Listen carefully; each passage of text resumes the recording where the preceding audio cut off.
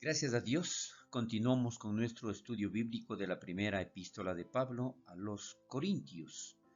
En este capítulo 6 hoy estaremos revisando la tercera o última parte de este capítulo. Vimos ya anteriormente que se trata de las demandas y vida libertina en este capítulo 6 y la instrucción en relación a la pureza sexual, llegando al versículo 18, un mandato para la pureza sexual entre los cristianos es huir de la fornicación.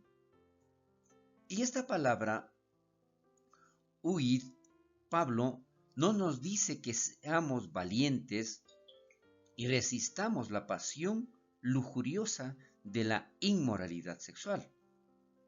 Pablo aquí nos indica que debemos huir de la misma presencia, porque muchos han caído por causa de menospreciar el poder de la pasión lujuriosa o pensar que pueden probarse a sí mismos y ver cuánto pueden resistir, pero este es un riesgo muy grande que no debemos correr.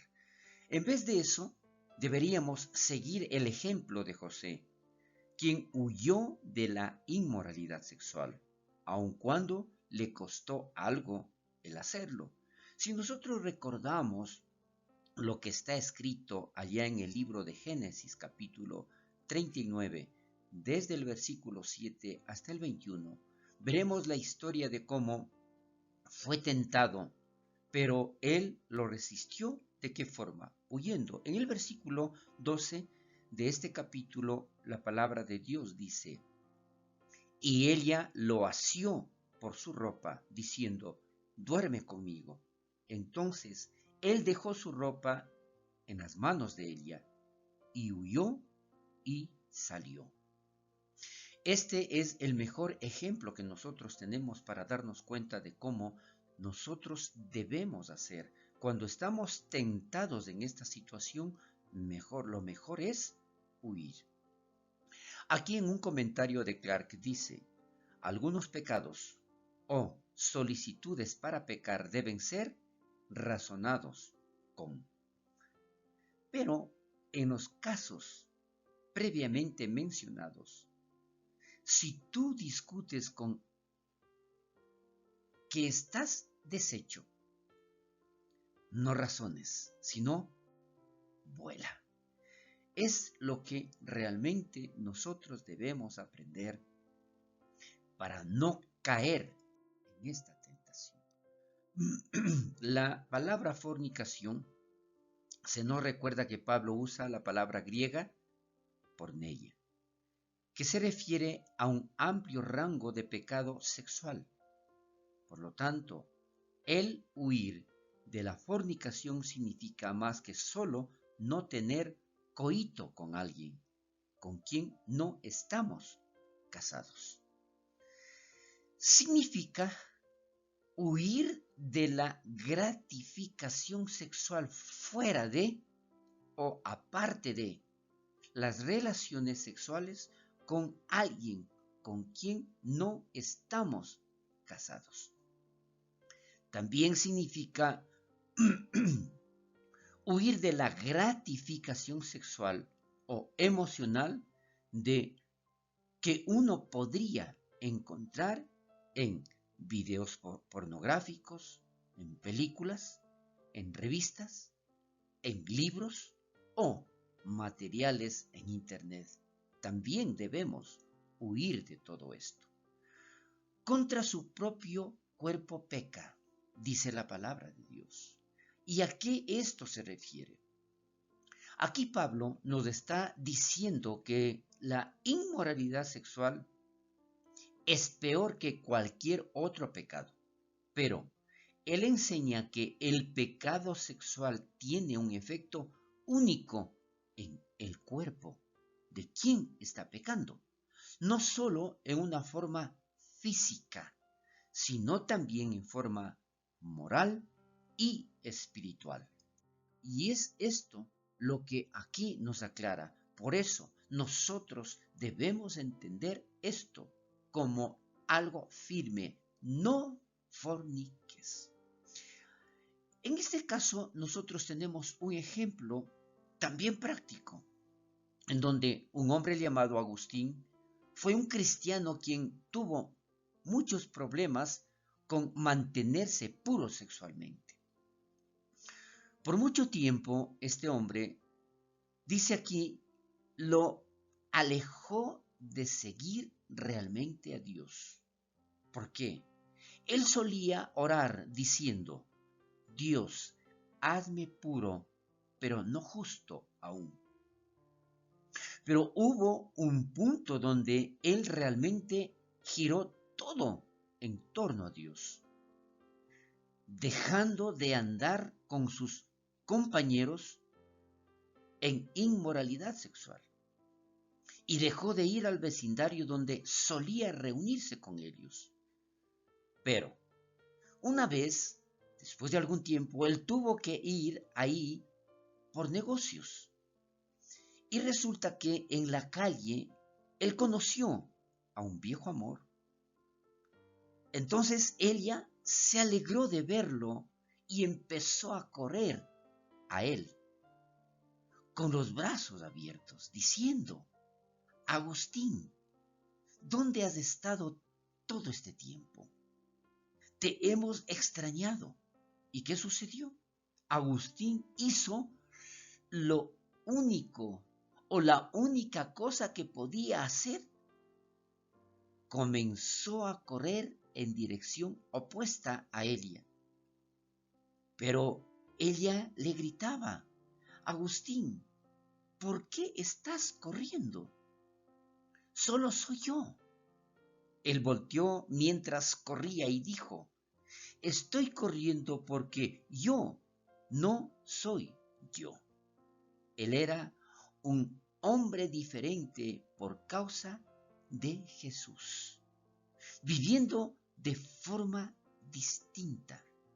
Si nuestras vidas fueron cambiadas por Jesús, recuerde esto, se mostrará en el deseo de huir de la fornicación. Esto es muy claro entonces para darnos cuenta cómo debe ser nuestro comportamiento si nosotros hemos sido alcanzados por la misericordia de nuestro Señor Jesucristo.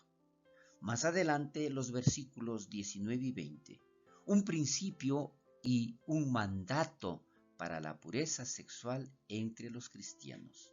¿Cuál es? Glorificar a Dios en sus cuerpos. Vuestro cuerpo es templo del Espíritu Santo. Recuerde esta frase siempre. Vuestro cuerpo es templo del Espíritu Santo. Un templo es un lugar sagrado para Dios y puro de inmoralidad. Si es verdad que estamos llenos con el Espíritu, eso debe influenciar nuestra conducta sexual. Y si cometemos inmoralidad sexual como cristianos, estamos contaminando el templo de Dios. Por lo tanto, si nosotros recordamos que allá en esta misma carta, pero en el capítulo 3, versículo 16, Pablo ya menciona, había dicho que la iglesia como un conjunto era el templo del Espíritu Santo. Pero ahora él dice que lo mismo es verdad en un sentido espiritual para individuos cristianos. ¿Por qué? Si nosotros somos parte de ese cuerpo, si nosotros somos un miembro de ese cuerpo, igual deberíamos considerar que somos parte de ese templo del Espíritu Santo. Porque nuestro cuerpo es el templo del Espíritu Santo. Nuestros cuerpos pertenecen a Dios y no a nosotros mismos. No sois vuestros, porque habéis sido comprados por precio. Cualquier persona honesta tendrá mayor cuidado con algo que no le pertenece, recuerde esto. Entonces, si nuestros cuerpos pertenecen a Dios, son su posesión comprada. De esta manera, no tenemos el derecho de contaminar o abusar de la propiedad de Dios. Este principio aplica a más de nuestra conducta sexual. Si nuestros cuerpos pertenecen a Jesús, tampoco tenemos derecho de estar inactivos con o desperdiciando lo que le pertenece a Él. Nuestros cuerpos deberían ser puestos en uso de glorificar a Dios. Por esto que glorificar pues a Dios es en vuestro cuerpo. Su cuerpo era, aquí lo menciona Spurgeon, y dice así: su cuerpo era un caballo dispuesto cuando estaba al servicio del diablo. No deje que sea un perezoso animal, ahora que jala el carruaje de Cristo. Yo quiero repetir esta frase de Spurgeon. Su cuerpo era un caballo dispuesto cuando estaba en servicio del diablo. No deje que sea un perezoso animal ahora que jala el carruaje de Cristo. Me parece maravilloso entonces cómo nosotros debemos comportarnos y utilizar nuestro cuerpo para, recuerde, glorificar a Dios. Porque nuestro cuerpo es el templo del Espíritu Santo. Tenemos a Dios mismo viviendo en nosotros. Esto significa que tenemos una fuerza, un poder viviendo dentro de nosotros para darnos poder sobre los pecados de la carne. Deberíamos esperar pureza sexual de los cristianos más que de aquellos que no lo son, porque no tienen a Dios viviendo en ellos como lo tenemos nosotros. Algunos cristianos piensan que el diablo no puede poseer el alma o espíritu de un cristiano, pero que el cuerpo de un cristiano puede llenarse con demonios, por lo que al cristiano no se le debe expulsar esos demonios por otra persona. Pero Pablo pone en claro que nuestros cuerpos pertenecen a Jesús, tanto como nuestros espíritus. Dicho esto, Él es el dueño de mi cuerpo y no es el subencargado de demonios. Esto significa que definitivamente no puede existir absolutamente nada malo en mí, porque yo soy el templo del Espíritu Santo. De esta manera, vemos entonces que muchos viejos manuscritos terminan este capítulo con las palabras: glorificad, pues, a Dios en vuestro cuerpo. Las palabras "y en vuestro espíritu" pudieron ser añadidas por un escriba que pensó que no era lo suficiente espiritual. Para finalizar el capítulo hablando acerca de nuestros cuerpos, glorificando a Dios.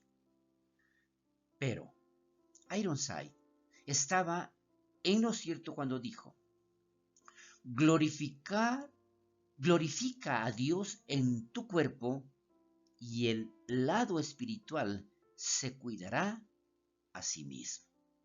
Recuerde, nosotros somos el templo del Espíritu Santo en cuerpo, alma y espíritu. Hasta aquí llegamos con nuestro estudio bíblico, terminando el capítulo 6. Continuaremos, si Dios lo permite, la próxima semana el capítulo 7. Bendiciones.